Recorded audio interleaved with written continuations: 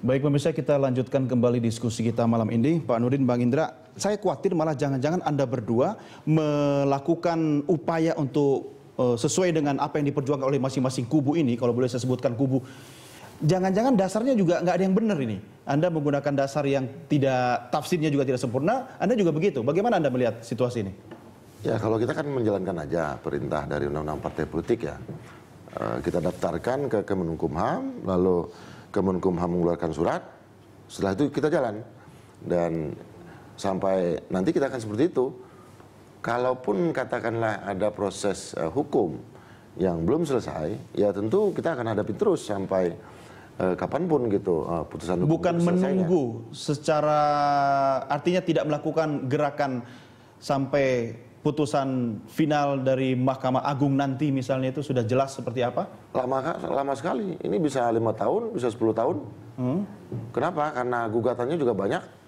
Bukan hanya 1, bisa 2, bisa 3. Artinya nanti juga teman-teman yang misalnya dituduh melakukan kriminalisasi dan segala macam, apa yang dikriminalisasi di Baris Krim, itu kan juga bisa melakukan gugatan balik bahwa ini adalah satu dokumen yang sudah diperiksa oleh Mahkamah Partai dan Mahkamah Partai mengatakan ada banyak kelemahan baik itu di Bali ataupun di Ancol, lalu kenapa dibawa ke ranah hukum pidana gitu. Jadi kalau ini yang terjadi saya kira menunggu proses hukum ini selesai itu bisa 10 tahun, 20 tahun. Jadi Pak Nurdin udah tua juga gitu dan saya udah putih rambutnya gitu. Cuma masalahnya sekarang kan Golkar harus bekerja. Partai harus bekerja. Kantor Slipi harus dihidupkan kembali. Bukan cuma bekerja tapi bersatu juga kan? Iya. Nah, ini masalahnya kalau saya mau jujur memang ini ego saja. Ego siapa? Ya elit-elit, para senior. Ya kalau bicara atas sama nama Agung Laksono maksudnya. Bukan hanya beliau berdua. Termasuk Anda dong di situ. Dan saya ke poros muda, artinya saya kebetulan poros muda yang ya udah saya memilih juga.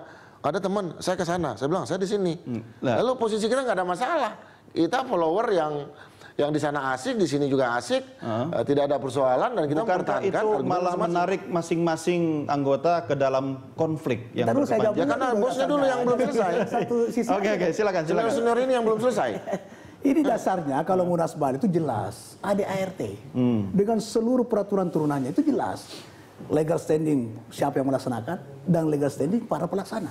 Itu jelas. Tapi mohon maaf Bung Indra, kalau poros muda saya hargai poros muda untuk kejayaan Partai Golkar ya. Tapi kita harus jujur mengatakan fakta hukum.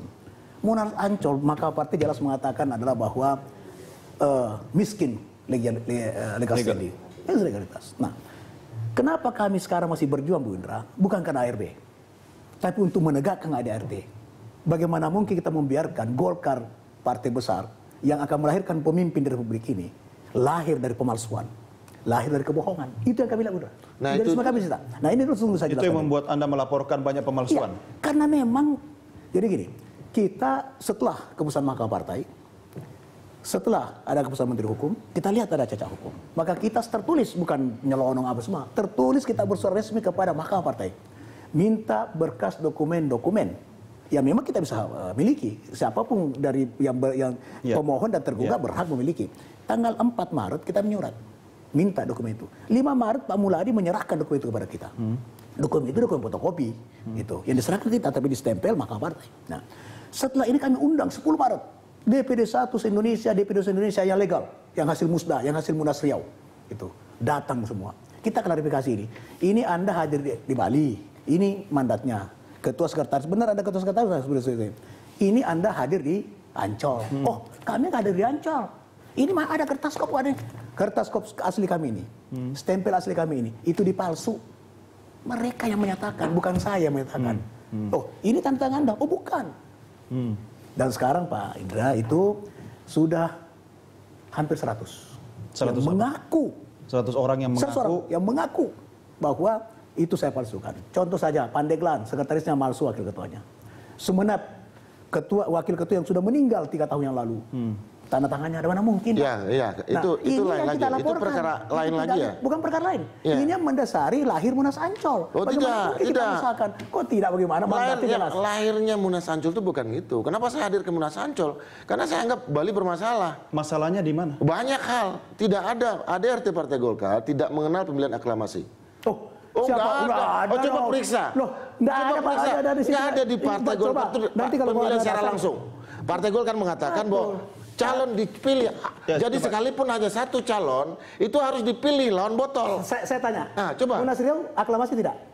Tidak. Nah, siapa bilang tidak? Aklamasi apa? Saya datang. Saya juga datang. Anggaran dasar mengatakan. Utomo Mandala Putra itu dapat 0. Utomo Mandala Putra, Yudi Krisnanda dapat 0. Itu proses. Surya Paloh.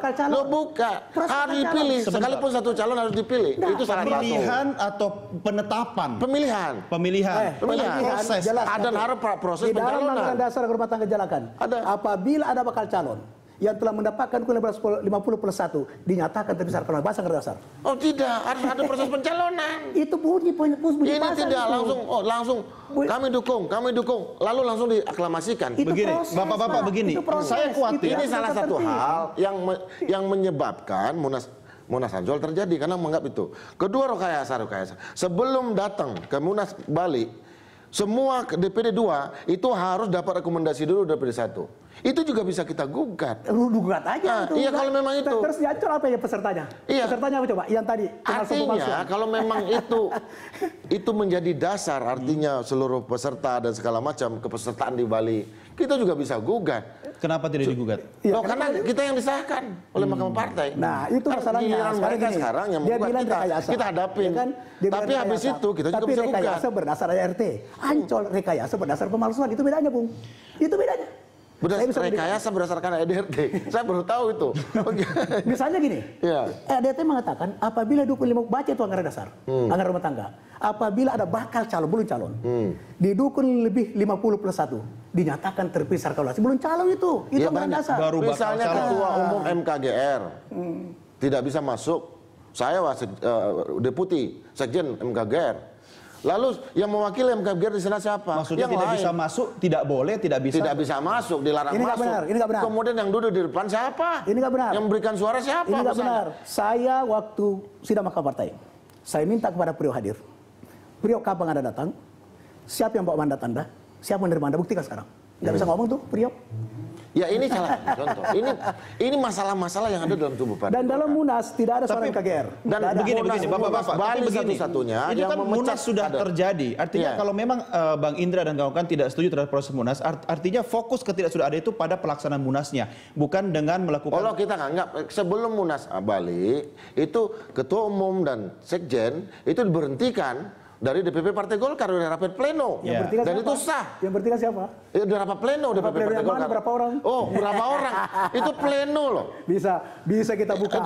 Bisa juga kita buka. Silakan Munas Riau sekarang melakukan rapat pleno. Seandainya itu yang terjadi ya. Nggak ada keberanian.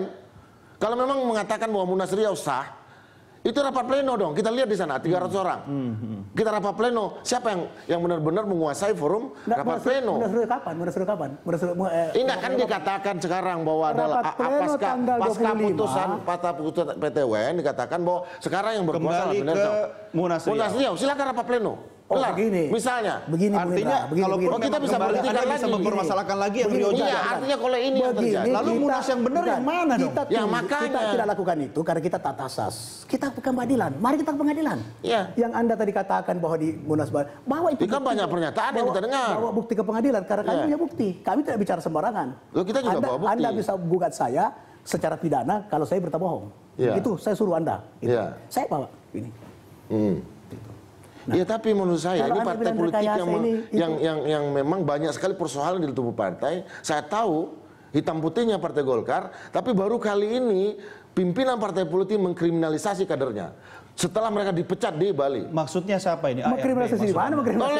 Di Bali dipecat 17 orang. Sekarang dikriminalisasi. Kriminalisasi bagaimana? Hanya karena masalah yang disebut tadi rekayasa ADRT. Bukan. Bang Indra, apakah statement Anda tadi tidak mengerucutkan bahwa sebenarnya ini merupakan anggaran dasar mengatakan bahwa peserta Musda atau Munas adalah unsur. Ya, betul. Oke. Betul, itu anggaran dasar. Baca Pionda. PO nomor 4 tahun 2009. Yang Apa itu, Pak? bukan PO tentang prosedur surat menyurat Partai Golkar. Ini terkait Munas. Terkait kepesertaan, terkait Oke. tadi yang sudah dijelaskan Bu Indra. Orang-orang yang mewakili, yang punya suara. Yang berhak membuat mandat Oke. adalah ketua dan sekretaris. Oh, tidak. Itu PO nomor 4. Baca PO nomor 4. PO justru mengatakan berhak membawa mandat itulah hasil rapat PO pleno. nomor berapa itu? Pleno itu PO nomor berapa? itu pleno. PO bukan PO. Ini PO ini. Tahun 2009 nih, bukan belum kita jadi pengurus. Setelah itu artinya begini. Nah, PO nomor berapa jangan kita? Ya itu yang dilanggar oleh Munas Bali. Nah, PO yang Cuma mana? diberikan, disahkan kepada sekretaris dan ketua. Padahal Loh, setiap putusan ke Musda dan Munas itu harus rapat terlebih dahulu. Ini rapat Pak, baru mandat. Itu PO. Dan Anda maksud tadi PO yang mana? Saya bisa sebut PO-nya. PO nomor 4 bulan 3 2009 ditandatangani Isu Akbar Tanjung. Itu PO yang mengatur yang berhak menandatangani mandat dan surat keputusan hanya ketua dan sekretaris.